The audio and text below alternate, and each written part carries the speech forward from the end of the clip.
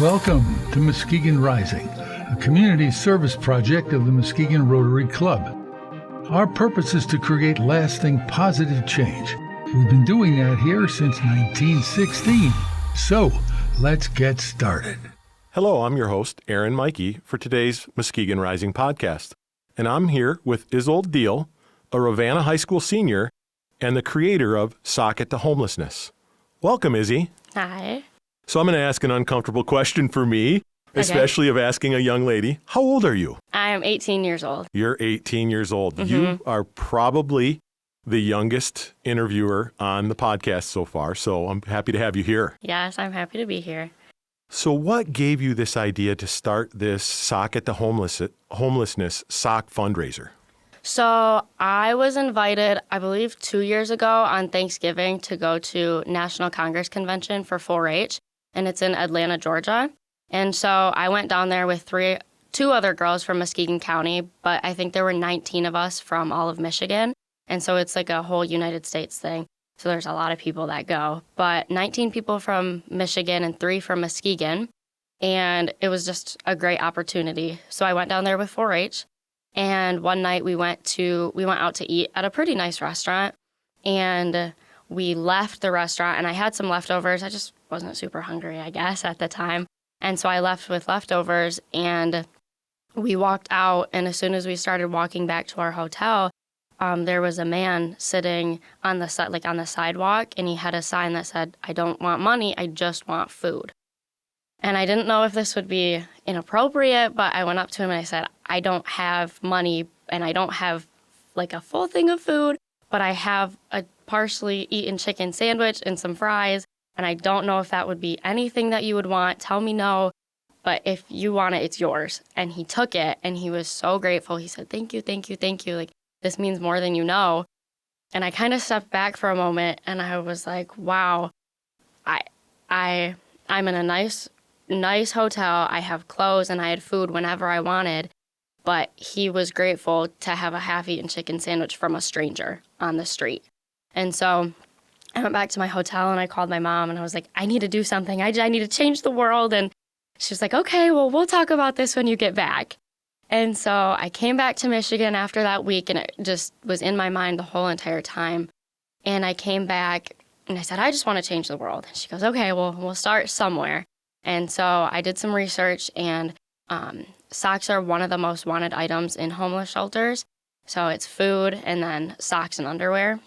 And so I decided that I wanted to start a sock drive and collect socks to donate to places around Muskegon.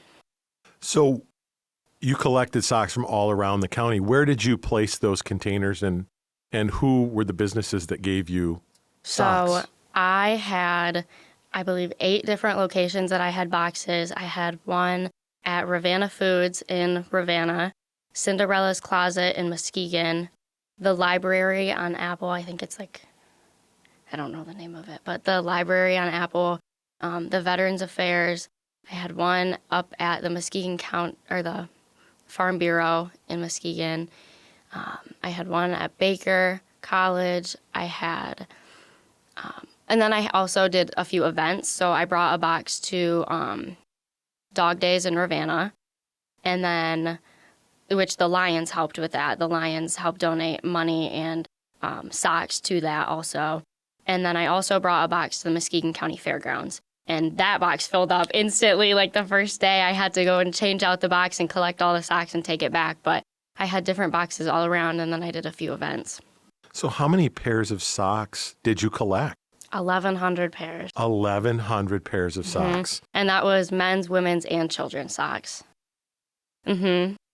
Yes. Who'd you give the socks to? I gave the socks to the Muskegon Rescue Mission, the men's division, and the Muskegon Rescue Mission, the Women's and Family Services building, and then also the Muskegon County Veterans Affairs. Wow, they must have been so appreciative. Yes, they were. I got to hand deliver all the socks myself, and my mom came with me to the men's division to donate those, and then I got to go myself to the Women's and Family Services building. And I walked in, and I said, "Hey, I have some socks that I'd like to donate." And she goes, "Okay, you can just bring them in." I said, do you maybe have a cart I could bring them in with?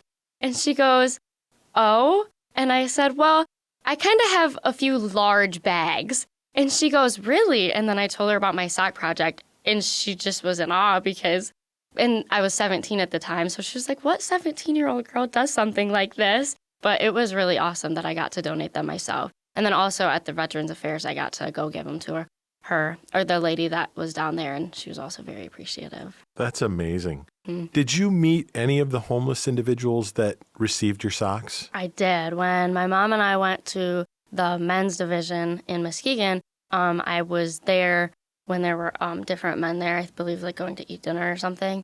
And I got to meet like 4 or 5, and they were like, what are you here for? And I said, I have socks to donate. And they were looking at them, and they were just all, thank you. And it made them smile. And so it made me feel really good as well. It made me happy that they were happy. I bet. Mm-hmm.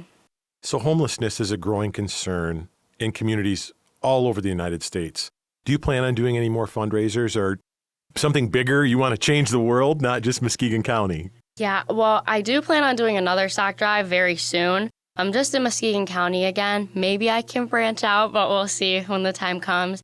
But then I just want to keep volunteering. I would love to volunteer at the shelters in Muskegon. And when I'm older, I'd love to start something bigger again. Very cool.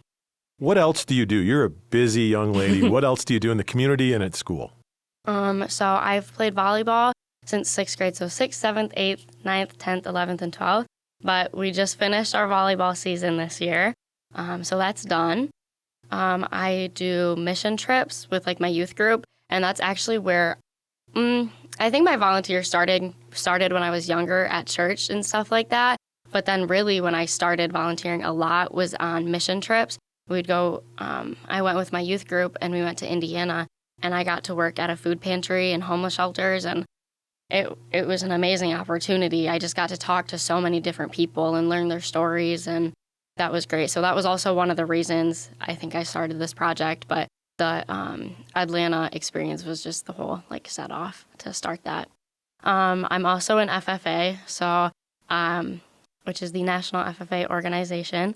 So I am the Ravenna chapter secretary and then the Region 5 president for FFA. So I stay pretty busy. I do a lot of contests with FFA as well.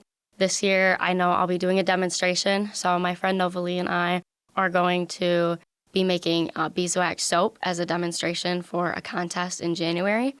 But the whole reason that we chose that is because right now we are both currently in a class called Wildlife and Biology Management through one of my ag classes at school.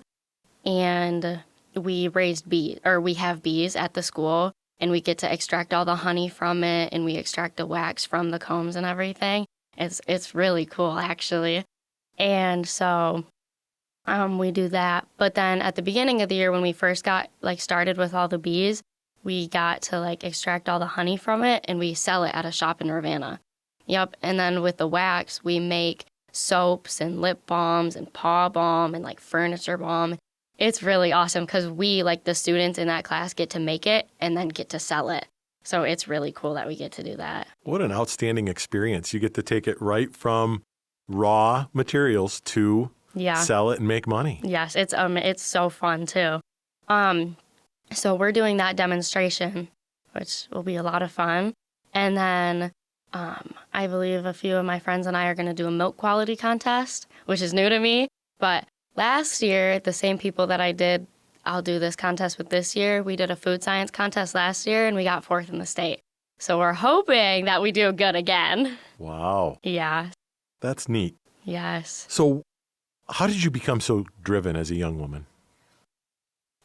Well, definitely from my parents and my grandparents and just my family. They always just pushed me to do new and better things. So I always knew that I had someone not to rely on, but someone to think about, that's in the back of my head saying, you got this, you can do better, you can do better. But they're always so supportive, especially my mom and my dad and my grandma. But then also both of my ag advisors have always have pushed me. I've known my one teacher, Miss Block, for a lot of years, and now she's my 4-H leader.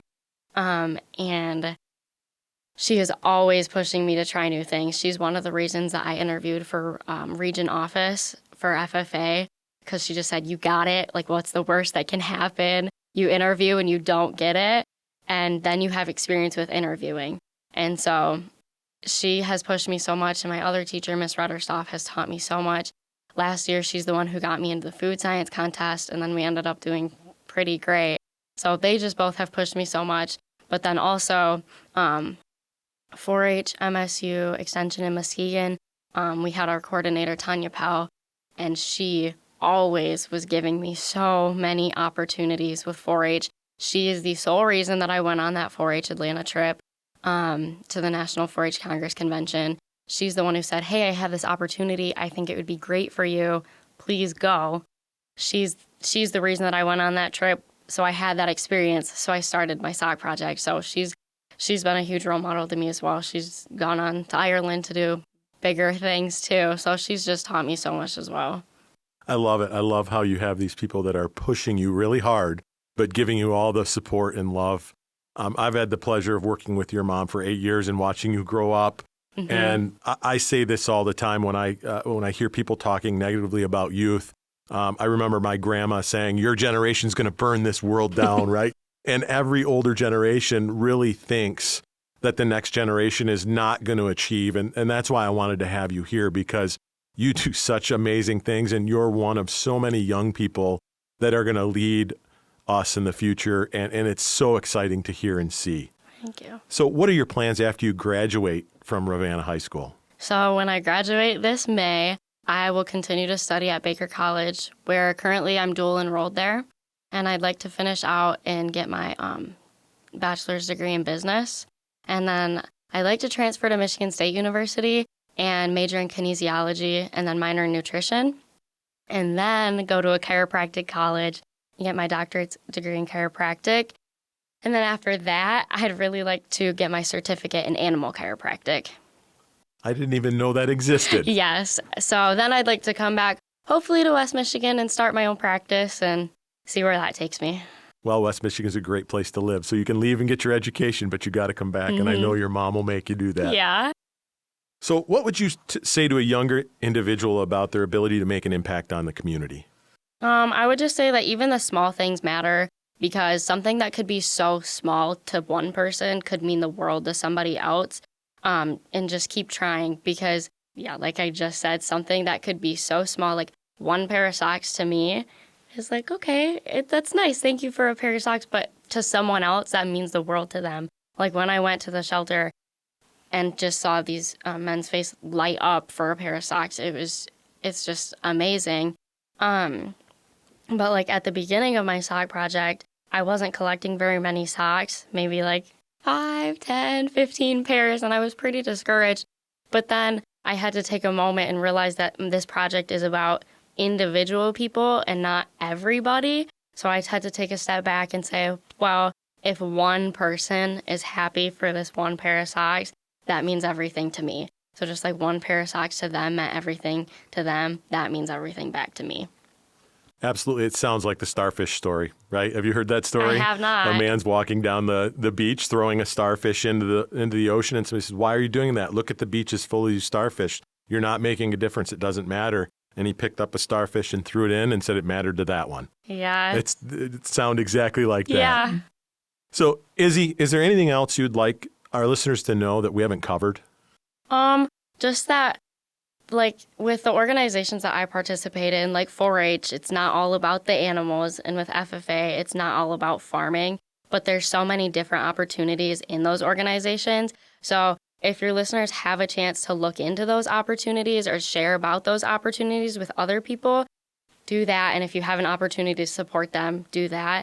But I'm just super thankful for everyone's support that I've had for my sock projects. But look out for the next one, because I will be having another one. So I can't wait to have all that support once again to help other people. But thank you so much for talking with me today. Thank you so much for being here. And let us know when you start that new fundraiser off. Maybe we can do some collections at our Rotary Club meetings. That would be awesome. Awesome. Thanks so much for being here. Thank you. Thank you for listening to Muskegon Rising. For more information, please visit muskegonrotary.org. If you believe somebody's doing something awesome in the Muskegon area, please email us at muskegonrising@muskegonrotary.org. Thank you.